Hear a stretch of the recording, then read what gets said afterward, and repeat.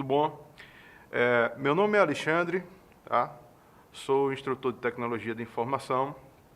Estou aqui para dar aula a vocês de fundamentos de rede pelo projeto Oxitec do governo do estado de Alagoas, ok? Nós vamos analisar alguns fatos voltados para tecnologia de informação, voltado para fundamentos de redes de computadores, certo? Essa será a nossa primeira aula. Eu vou tentar ser muito sucinto, muito objetivo, certo? E espero que vocês gostem, ok? Então, o que são redes de computadores? O que vem na nossa mente quando falamos de redes de computadores? Tá? Hoje, o que nos faz lembrar de redes de computadores é a internet em si, né? Nós vivemos num mundo que é impossível pensar, ter toda a nossa liberdade, ter todo o nosso conhecimento, ter toda a nossa movimentação, a nossa vida voltada sem a internet, tá? Essa aula não estaria acontecendo, essa aula vocês não poderiam estar vendo se não fosse a internet, certo? Se não fosse toda essa tecnologia voltada para que nós possamos enviar dados, enviar vídeos, enviar fotos, enviar qualquer tipo de documento e enviar qualquer tipo de arquivo através desse mundo digital, ok? Então, uma rede de computadores é formada por um conjunto de máquinas eletrônicas e outros dispositivos interligados entre si, com processadores capazes de trocar informações e partilhar recursos, certo? Antes nós tínhamos uma internet que nós não utilizávamos na nossa mão, nós utilizávamos em computadores. Hoje nós já temos uma internet que nós utilizamos em todos os locais, em todos os ambientes. Hoje nós temos a internet que nós podemos utilizar em máquinas de lavar, nós podemos utilizar em ar-condicionado, nós podemos utilizar em geladeiras, né? Então, a internet hoje, ela está voltada a tudo, certo? Rede de computadores pode-se dizer que é um ramo de engenharia elétrica, engenharia eletrônica, informática, tecnologia de informação, telecomunicações ou engenharia da informática. Então, vejam a complexidade de profissionais que nós temos para que essa tecnologia hoje fosse tão viável como é nos dias atuais, certo? As redes de computadores, elas dependem do meio físico, do meio digital, certo? E de vários protocolos para que ela funcione. Então, uma rede de computadores facilita as comunicações interpessoais, permitindo que os usuários se comuniquem de forma eficaz e de maneira simples através de vários meios, ou seja, e-mail, mensagens instantâneas, chat online, telefone e videoconferência, certo? Então, esses são apenas alguns dos exemplos que nós temos que nós utilizamos as redes de computadores, tá? E qual a necessidade das redes de computadores? Como ela surgiu? Qual a sua história? Tá? Então, gente, tudo começou nos anos 60, tá? Quando a comunicação era apenas por rede telefônica. Né? Nós não tínhamos tecnologia suficiente para enviar dados. Tá? Nesse período, nós já tínhamos alguns computadores vamos dizer, na época, né, de bom desempenho, ou seja, os computadores que nós tínhamos naquele tempo, para aquela época, para aquela tecnologia, já eram computadores que suportavam que nós fizéssemos algo a mais do que era feito, certo? Então, faltava um meio para unir essas máquinas, ou seja, eu tinha várias máquinas, várias situações acontecendo naquela época nessa área tecnológica, mas nós não tínhamos como transmitir dados de uma para outra, ou fazer com que essas máquinas conversassem, né? E compartilhar informações entre usuários de diferentes regiões. Ó, se eu tenho uma pessoa em um ambiente, vamos dizer, se eu tenho uma pessoa morando no norte e uma pessoa morando no sul, e eu preciso fazer com que essas pessoas se conectassem, com que essas pessoas trocassem algum arquivo, trocassem algum tipo de informação, né?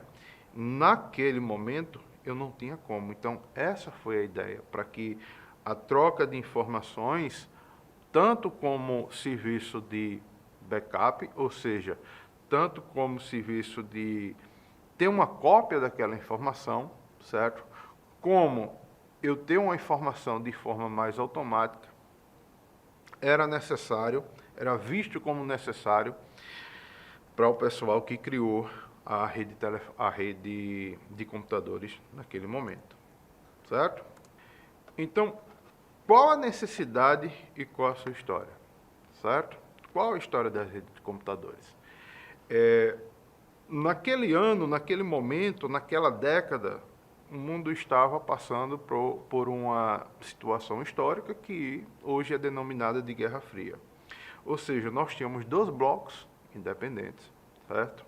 Dois blocos que lutavam para ser melhor, tanto na parte de armas, como na parte de tecnologia. E os dois blocos, né, liderados pelos Estados Unidos, liderado pela antiga União Soviética, tinham o receio de um ataque e tinham um receio de perder as suas informações.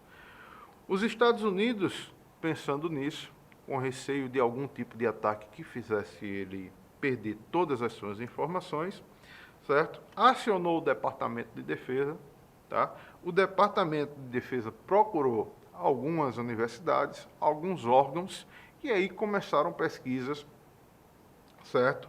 Para que fosse desenvolvido algum tipo de tecnologia que fizesse com que eles pegassem todas as informações que ele tinha em um ambiente e enviasse digitalmente para outro ambiente, tá? Então, o Departamento de Defesa procurou a ARPA, que era a Agência de Projetos Avançados, certo? E transformou ela na DARPA, ou seja, só colocou o nome de defesa na frente, então se transformou na Agência de Defesa de Projetos Avançados do governo, certo? Futuramente, já depois, né, quando a internet tivesse, vamos dizer, no seu eclodindo daquele ninho que ela estava, daquele início, tá? Ela viria a se chamar ARPANET, certo? Então aqui, ó, nós temos a ARPANET, tá? Então, vocês podem ver que alguns pontos estão interligados aqui, certo? As primeiras conexões foram nessas 4 universidades, tá? A Universidade da Califórnia, em Los Angeles, foi responsável por hospedar o primeiro nó da rede em 1969, tá? A segunda universidade, o Instituto de Stanford, localizado em Menlo Park, foi uma das outras 4 instituições pioneiras onde foi responsável por estabelecer o segundo nó da rede, ou seja, a segunda conexão. A Universidade de Santa Bárbara foi outra universidade que estabeleceu o terceiro nó da rede, e a Universidade de Utah, que foi a 4ª instituição a se conectar à ARPANET e estabelecer o 4º nó da rede. Aí, gente, nós tínhamos 4 universidades que conseguiam se comunicar com equipamentos de forma de fabricação diferente, e um conseguia se falar, entre aspas, com o outro, né? Então aqui nós temos a ARPANET, e aqui vocês podem visualizar como a ARPANET estava em 1969 e como ela já se encontrava em 1982. Ou seja, já estava em uma situação onde ela estava saindo da mão do governo, tá? Nós temos aí a Universidade de Harvard, a Universidade de Stanford, nós temos aí já um ponto no Havaí, certo? E alguns outros pontos, tá? Além do Pentágono, ok? Desculpa, gente, voltando aqui. Classificação e topologia, tá? Sempre que nós formos falar de redes de computadores, nós vamos estar falando de classificação e topologia, para que se tenha um entendimento melhor, para que se tenha uma melhor forma de utilização e para que se tenha digamos, um melhor entendimento na hora de resolver qualquer tipo de problema que houver se tratando de redes de computadores, tá? Então, nós temos aí, quanto à classificação, extensão geográfica, topologia, arquitetura de rede, modo de transmissão. Então, classificação por área geográfica, certo, gente? Nós temos aí rede de área de armazenamento, a SAN. Lembrando que a descrição está em português, a abreviatura está em inglês. Por exemplo, rede de área de armazenamento, em inglês, Storage Area Network, certo? Rede de área local, Local Area Network, e assim sucessivamente. Nós temos aqui, além da rede de área de armazenamento, que é a SAN, a rede de área local, que é a LAN, a rede local sem fio, que é a WLAN, rede de área pessoal, Personal Area Network, que é a PAN, a rede metropolitana, que é a MAN, e a rede de longa distância sem fio, que é a WWAN. Certo? Rede de longa distância, WAN, rede metropolitana sem fio, WMAN, rede de área regional, ARRAN, rede de área de campus, CAN, e rede de área do lar, que é a RAN. E nós temos alguns autores que ainda classificam a rede vertical, certo? Que é as redes que se encontram nos prédios. Então, eles têm uma denominação de rede vertical, certo? Então, a primeira, a SAN, que é a Storage Area Network, nós vemos aí ó, a rede construída para quê?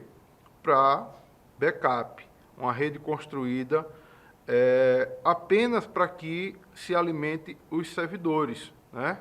Ou seja, nós temos aqui a rede aqui embaixo, deixa eu pegar aqui, beleza. Nós temos aqui embaixo, certo? Essa parte aqui é onde está acontecendo a gravação, ou seja, o backup. Nós temos aqui, ó, a LAN, que é a Local Area Network, certo?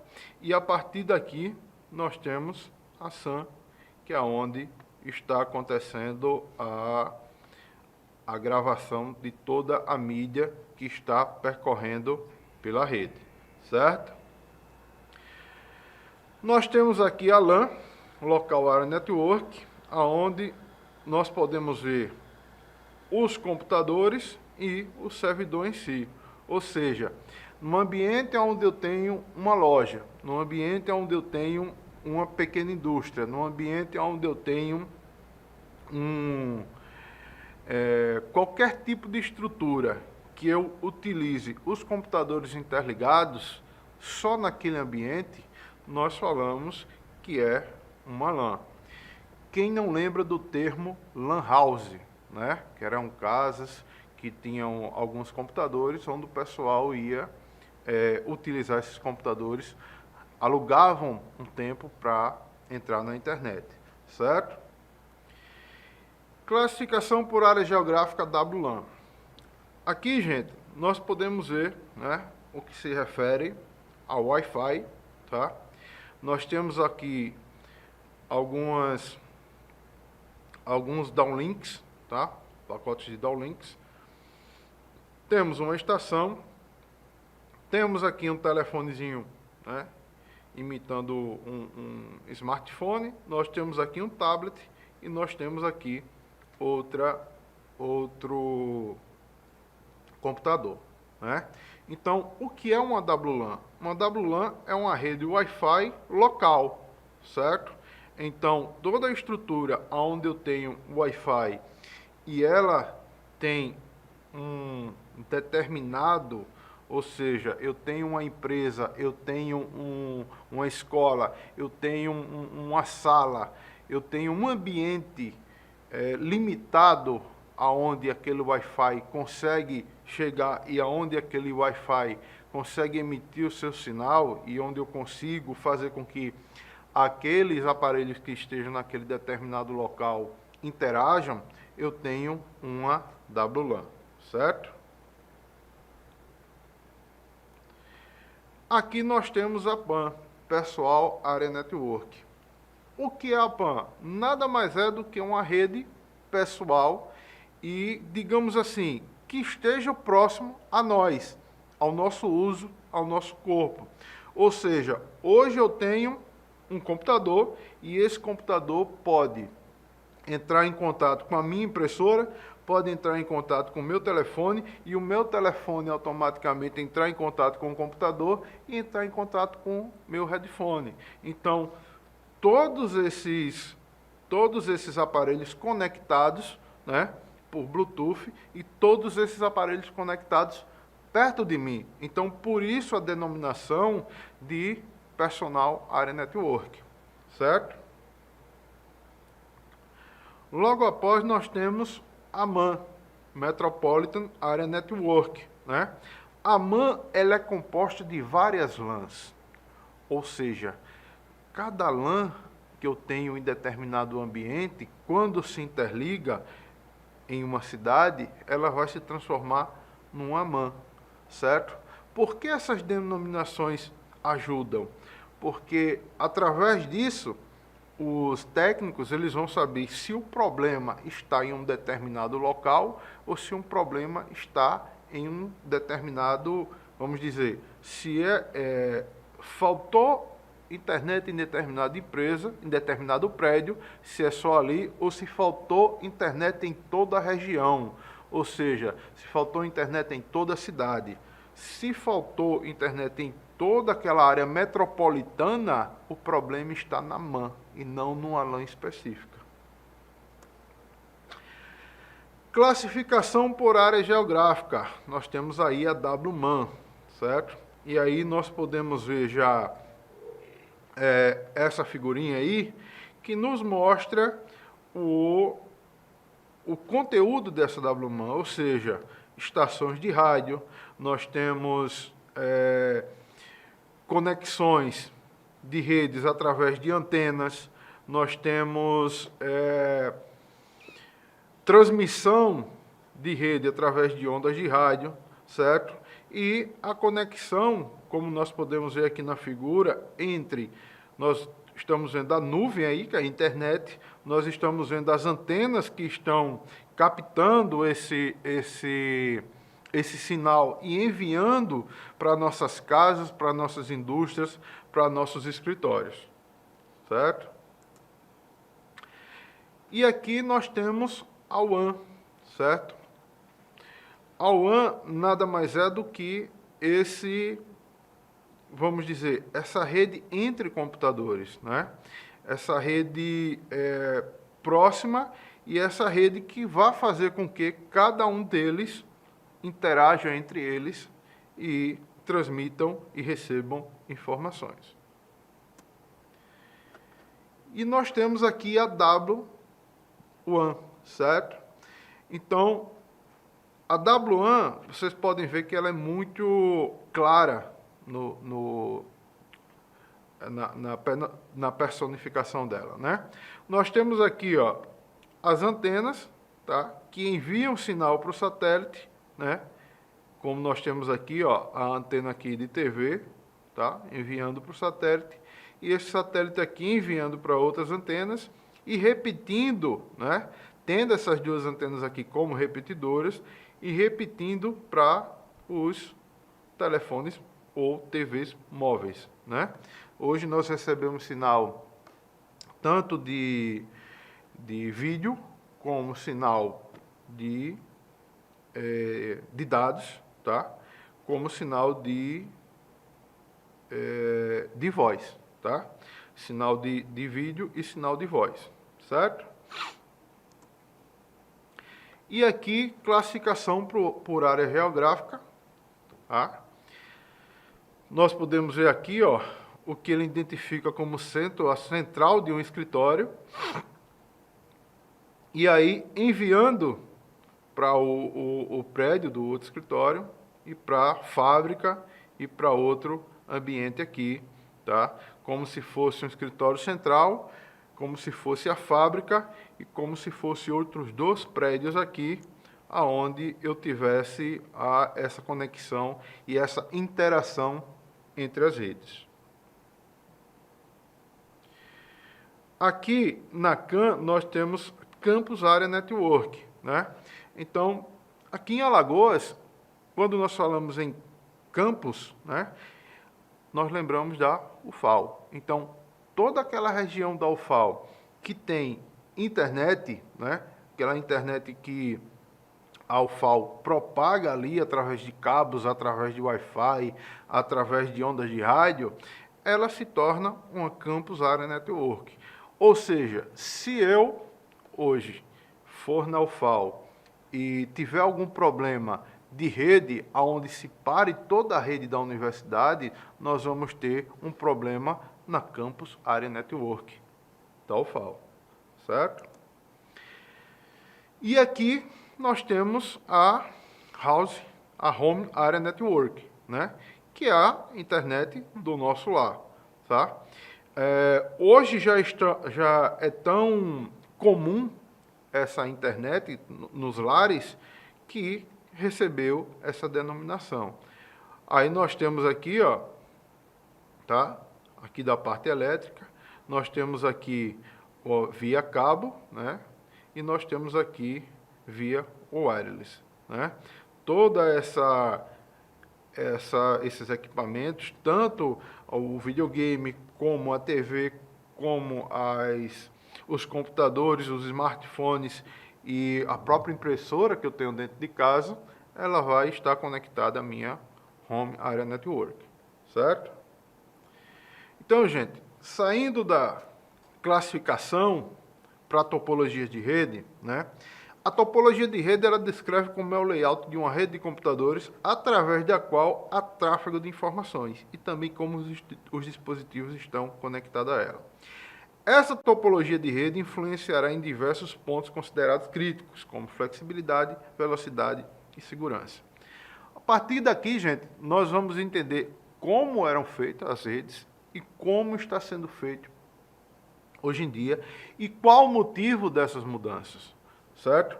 O que levou aos pesquisadores, aos engenheiros, mudarem o tipo de rede, certo? O tipo dessa topologia.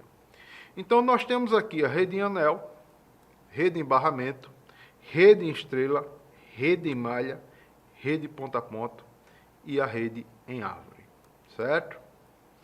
Começando aqui com a rede em anel. A topologia em anel, como o próprio nome diz, tem um formato circular, certo? Hoje esse modelo é mais utilizado em sistemas de automação industrial. Qual o motivo aqui, gente? Eu tenho, vamos dizer, por exemplo, esses 4 computadores.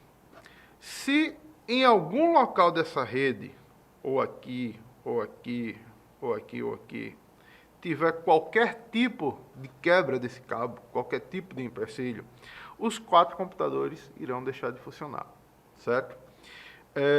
Em sistema industrial, o que é que acontece? Se eu tenho minha máquina utilizando, como o processo é contínuo, se vamos dizer que essa máquina aqui, ela libere uma esteira da indústria, que vai cair nessa outra esteira aqui,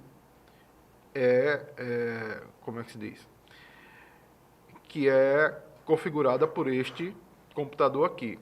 Então, se esse computador aqui parar, se essa esteira parar, essa daqui também tem que parar.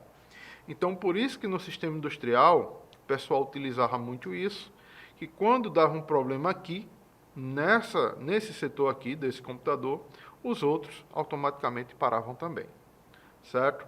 Então, por isso que o autor diz aqui que esse modelo é mais utilizado em sistemas de automação industrial. Vantagens e desvantagens. Vantagem: todos os computadores acessam a rede igualmente, performance não é impactada com o aumento de usuários. Desvantagens: falha de um computador pode afetar o restante da rede. Problemas são difíceis de isolar. Ou seja, no momento que ele dá um erro em alguma parte da rede, não tem como você sanar só aquela parte, certo? Toda a rede estará comprometida. Topologia de rede em barramento, certo? A topologia de rede de barramento, certo? É uma rede que todos os computadores são ligados em um mesmo barramento físico de dados. Quando o computador estiver transmitindo sinal, toda a rede fica ocupada e se outro computador tentar enviar outro sinal ao mesmo tempo, ocorre uma colisão e é preciso reiniciar a transmissão. Ou seja, é impensável hoje em dia, né? Nós que utilizamos vários tipos de equipamentos dentro de casa, certo? Que acessamos streaming para assistir filmes, nós acessamos aplicativos para ouvir música. É impensável nós pensarmos que um equipamento recebendo dados, os outros equipamentos tudinho vão ter que esperar para receber dados posteriormente a ele, certo? Notem que hoje seria um gargalo, eu acho que praticamente impossível de se manter a rede na forma que ela é hoje, tá? Vantagens e desvantagens. O uso do cabo é econômico, mídia é barata, fácil de trabalhar e instalar, simples e relativamente confiável, de fácil expansão. Ou seja, eu puxo o cabo e coloco os computadores para funcionar. Desvantagens. A rede pode ficar extremamente lenta em situações de tráfego pesado. Eu acho que não vou falar nem extremamente lenta. Eu acho que hoje a rede pararia completamente. Problemas difíceis de isolar. Falha no cabo paralisaria a rede inteira. Certo? Topologia de rede estrela. As conexões partem de um ponto central, um concentrador, normalmente um hub ou um switch. Hoje, a maioria utiliza switch, porque o switch, ele hoje, a tecnologia dele é muito mais gerenciável, muito mais configurável, muito mais possível de administrar. E aqui o próprio texto diz, é o modelo mais utilizado atualmente, certo? Neste tipo de rede, todos os usuários comunicam-se com um nó central e tem um controle de supervisor do sistema chamado host, tá? Então vejam que eu tenho um concentrador aqui, ó, na topologia estrela. Qual problema daria aqui nessa minha rede aqui? Só se o concentrador desse problema. Mas se eu tenho os cabos em volta e os computadores em volta e qualquer um deles desse problema, o restante iria funcionar sem problema por causa do concentrador, certo? A partir daí, é a topologia que nós utilizamos para poder acessar toda a internet hoje em dia, certo? Vantagens e desvantagens. Codificação e adição de novos computadores é simples. Gerenciamento centralizado. Falha do computador não afeta o restante da rede. Desvantagem. É aquilo que eu falei. A falha no dispositivo central paralisa a rede inteira, certo? Topologia de rede malha mesh. Hoje eu acho que o pessoal ouve muito falar em rede mesh, mas na parte do Wi-Fi. Essa rede mesh que nós falamos aqui, essa rede malha, é a rede de cabos entrelaçados. Ou seja, todos os nós aqui, gente, estão conectados um ao outro, certo? Agora, veja o quão terrível seria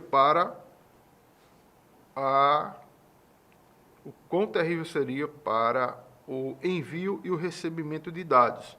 já que eu não tenho um computador específico para enviar meus dados. Eu estou enviando para todos e recebendo de todos, fazendo com que isso aí sobrecarregasse a rede, certo? E nós temos aqui a topologia AD-ROC, certo? Um dos objetivos dessa topologia, P2P, eu acho que vocês já ouviram falar em torrent, né? Acho que a maioria do pessoal que não só quem trabalha, mas quem estuda a parte de tecnologia, já ouviu falar em torrent, né? Então, um dos objetivos dessas aplicações P2P é explorar os recursos de hardware de muitos hospedeiros conectados à internet. Ou seja, essas aplicações devem ser projetadas de modo a suportar o acesso de milhões de objetos em dezenas ou centenas de milhares de hospedeiros, alcançando através da colocação aleatória de recursos, juntamente com a utilização de réplicas dos recursos mais utilizados, certo? Que é o P2P. Tá? Topologia de rede, árvore. Né? Nessa topologia, em rede de árvore, essencialmente uma série de barras interconectadas. Geralmente existe uma barra central. Aqui vocês podem ver que existe um computador, tá? Como sendo o centro, a raiz, e aqui nós vemos a ramificação da árvore, né? Ou seja, qual o problema aqui? Se esse cabo aqui romper, toda essa parte da árvore para. Se esse cabo aqui romper, toda essa parte daqui, dessa árvore aqui, para. Ou seja, porque ele está saindo daqui da raiz, certo? Então, atualmente, nós não usamos a topologia em árvore, porque caso haja falha, a rede vai ser comprometida totalmente, certo? Então, gente, tipos de componentes de uma rede, tá? Tipos físicos, hardware de rede, topologias, lógicos, protocolos, arquiteturas e recursos. Esses tipos de componentes nós vamos ver no decorrer das aulas, certo? Aqui nós vamos falar agora sobre arquiteturas, né, de redes. Nós temos a arquitetura cliente-servidor e a arquitetura P2P, que nós já falamos, certo? A arquitetura cliente-servidor, gente, nada mais é, como o próprio nome diz, a parte do servir e a parte do cliente que vai ser servido. Ou seja, em computação, é uma estrutura de aplicação distribuída que distribui as tarefas e cargas de trabalho entre os fornecedores de um recurso ou serviço, designados como servidores. Imaginem só, quando nós chegamos no hospital, nós temos que fazer o nosso cadastro, nós temos que medir nossa pressão, nós temos que dar algumas respostas antes de ir para o médico sobre se temos algum tipo de doença, se tomamos algum remédio. E imaginem a pessoa colocar tudo isso no computador e na hora que eu saio para ir para o médico, essas informações são perdidas, certo? Como é que eu vou fazer a minha consulta agora, ou como é que todo o hospital irá funcionar? Para isso, existe essa arquitetura cliente-servidor, onde no momento que a pessoa está digitando os meus dados, esses dados estão sendo gravados em um computador central, ou dentro da instituição, ou na nuvem, ou seja, ou em algum computador na internet que foi alugado para este fim, certo? Que o serviço foi instituído para esse fim. Então, vejam aqui, ó, a estrutura de aplicação distribuída que distribui as tarefas e carga de trabalho entre os fornecedores de um recurso ou serviço, designados como servidores, e os requerentes do serviço, designados como cliente. Um servidor é um host que está executando. Um host é o quê? Um computador que está executando um ou mais serviços ou programas que compartilham recursos com os clientes. Um cliente não compartilha qualquer de seus recursos, mas solicita um conteúdo ou uma função do servidor. Os clientes iniciam sessões de comunicação com os servidores que aguardam as requisições de entrada. Ou seja, Se eu tenho um computador na recepção, eu tenho um computador na sala do médico, eu tenho um computador na sala de radiografia, nenhum desses computadores eles vão conversar ou pedir requisições entre si, ou pedir informações entre si. Eles vão conversar com o computador central e pedir as informações do computador central. Tipo, eu chego no hospital, a enfermeira me pede meus dados. Os dados vão aparecer aonde? Já no computador do médico. O médico vai receitar um medicamento para mim. Esses dados vão aparecer aonde? Já no computador da enfermaria, certo? Aonde eu vou tomar o meu remédio. Se eu tiver que tirar algum tipo de exame, se eu tiver que fazer algum tipo de exame, os meus dados vão aparecer aonde? Na sala de tomografia, na sala de raio-x, na sala de ressonância e por aí vai. Ou seja, os meus dados, eles não estão em nenhum desses computadores. Os meus dados estão no servidor, certo? Então, modelo cliente-servidor. Mostrando aqui da forma gráfica, ó, nós temos aqui o computador, nós temos o smartphone, nós temos outro computador que se conecta à internet e se conecta ao servidor. Ou seja, o meu servidor não precisa estar necessariamente dentro do meu local físico onde eu estou colocando as minhas informações, certo? Tipo, nós temos um exemplo das Torres Gêmeas em 2001, onde várias empresas colocaram como backup as informações na torre ao lado, achando que seria improvável as duas torres cair ao mesmo tempo. Então, algumas empresas faliram, algumas empresas ficaram sem ter seus dados e, além de todo o horror que aconteceu, de todo o problema que teve, né, aprendeu-se também a lição de que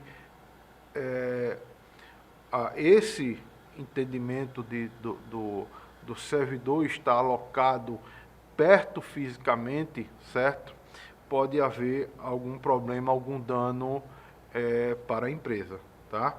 Então, muitas empresas, muitos profissionais, eles gostam de fazer o seu backup ou ter os seus dados alocados em outro ambiente que não seja perto de onde está sendo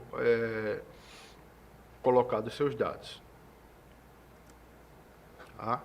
Na arquitetura P2P, gente, ou ponto a ponto, é a arquitetura de redes de computadores onde cada um dos pontos do nó da rede funciona tanto como cliente quanto servidor. Ou seja, uma hora ele vai ser cliente, outra hora ele vai ser servidor. Quem já compartilhou torrent entende o que é isso. Ou seja, eu vou buscar um determinado arquivo em torrent e vou receber ele. Então, eu naquele momento estou sendo cliente.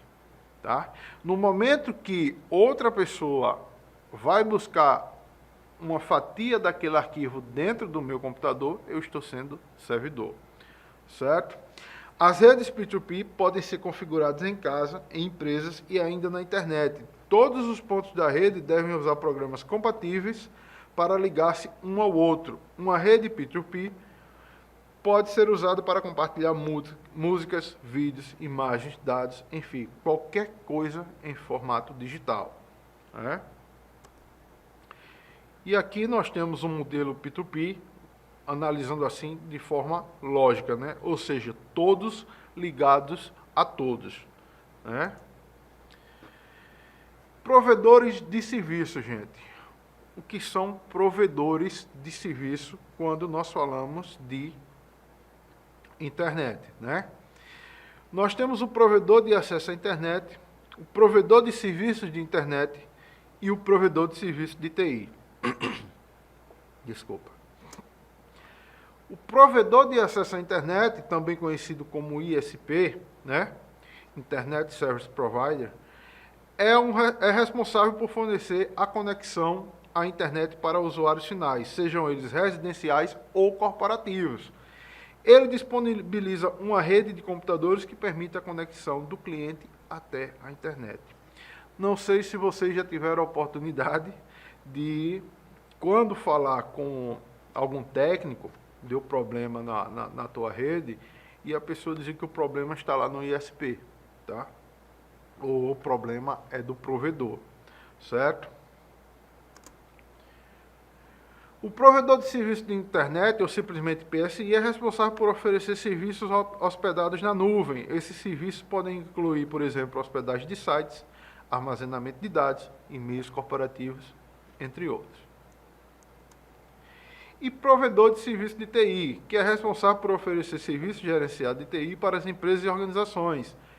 Serviços esses que podem incluir suporte técnico, monitoramento de redes, backup de dados, segurança de informação, gerenciamento de servidores, entre outros. Ou seja, hoje a internet ela é uma ampla rede onde, além de compartilhamento de dados, nós temos também o compartilhamento de serviços. E meios de transmissão, gente. Aqui nós vamos falar agora, dar uma pequena demonstração nessa parte de meios de transmissão, certo? Aonde vocês podem ver que ele está fazendo aqui uma analogia, entre uma pessoa e outra. Então, a pessoa diz oi, a outra pessoa formalmente diz oi, que horas são? Então, 2 horas. Né? Houve uma comunicação entre uma pessoa e outra. Na questão aqui do computador, ele vai ter uma conexão aqui, request, tem uma conexão reply, ou seja, ele vai mandar uma informação em binário para cá, vai devolver essa informação, vai pegar o nome aqui do site e aqui ele vai devolver em formato de arquivo para quem está requisitando. Beleza? Nós temos as transmissões em formato simplex, half duplex e full duplex. Tá? Quanto ao sentido em que a informação pode ser transmitida através de um canal entre emissores e receptores, as transmissões de dados podem ser desses 3 tipos. Simplex, nesse caso, as transmissões podem ser feitas apenas num sentido, ou seja, na antiga TV analógica, né, que nós tínhamos, a transmissão era feita entre a antena, tá, da repetidora, do canal, desculpa, do canal de transmissão, certo, da emissora, e chegava às nossas casas, mas nós não tínhamos a opção, a oportunidade de devolver essa comunicação. Chegava aquele sinal e simplesmente ali parava essa comunicação. Nós não podíamos devolver essa comunicação ou falar, né, com a emissora. Half duplex, nessa modalidade, a comunicação ela pode ser feita tanto indo como voltando. Essa transmissão de dados, por exemplo, nós temos aqueles rádios de comunicação, né, que nós vemos em shows, nós vemos em empresas, né, empresas que têm pátio muito grande, em escolas, né, nós vemos as pessoas, seguranças, o pessoal de disciplina, o pessoal já vem enfermeiros, né, com esses rádios e se comunicando. Essa comunicação é feita de forma half duplex, ou seja, eu aperto o botão, falo com a pessoa, solto o botão, a outra pessoa aperta o botão e fala comigo. Ou seja, para outra pessoa falar, ela tem que esperar que a informação cesse para que o canal se abra novamente para ela enviar uma informação de volta. E nós temos a full duplex, né? A full duplex nós sabemos que nós temos como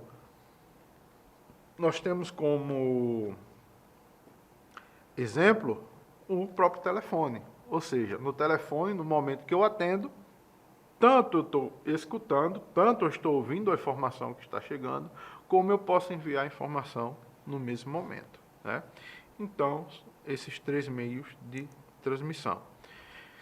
Então, aqui, ó, sistema simplex, do terminal A para o terminal B, comunicação apenas unidireção. Sistema half duplex, terminal A e terminal B, a comunicação em ambas direções, mas não simultânea. E aqui, sistema full duplex, terminal A, terminal B, comunicação em ambas direções de forma simultânea. E aqui, só para ilustrar para vocês, para a gente ter um exemplozinho, né? Que eu já falei, os televisores, né? Que é o modo simples, o half duplex e o full duplex, né? Sistema autônomo, gente.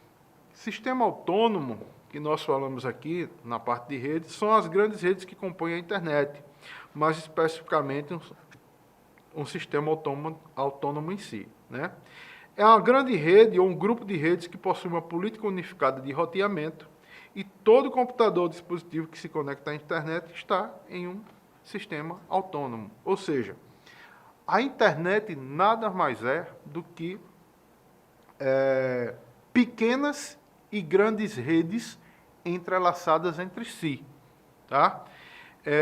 Cada rede dessa vai ter sua política específica, né, de como enviar dados e de como receber esses dados, certo? Então, ó, cada sistema autônomo controla um conjunto específico de endereço IP. O intervalo de endereço IP sobre os quais um determinado sistema autônomo tem controle é chamado de espaço de endereço IP, certo? A maioria desses sistemas se conecta a vários outros sistemas. Se o sistema autônomo se conecta apenas um a outro sistema autônomo e compartilha a mesma política de roteamento, ele pode ser considerado uma sub-rede do primeiro sistema. Ou seja, se ele trabalhar da mesma forma que outro sistema autônomo, tá? Ele será considerado como uma sub-rede, ou seja, facilitará essa informação dentre eles, e aí, por isso, tal consideração. Normalmente, cada sistema é operado por uma única grande organização, como um provedor de internet, uma grande empresa de tecnologia corporativa, uma universidade ou uma agência governamental, certo? E aqui, gente, nós temos as referências. Quero agradecer a todos, né, por ter assistido a aula e que continue no curso e aguarde as próximas aulas. Obrigado.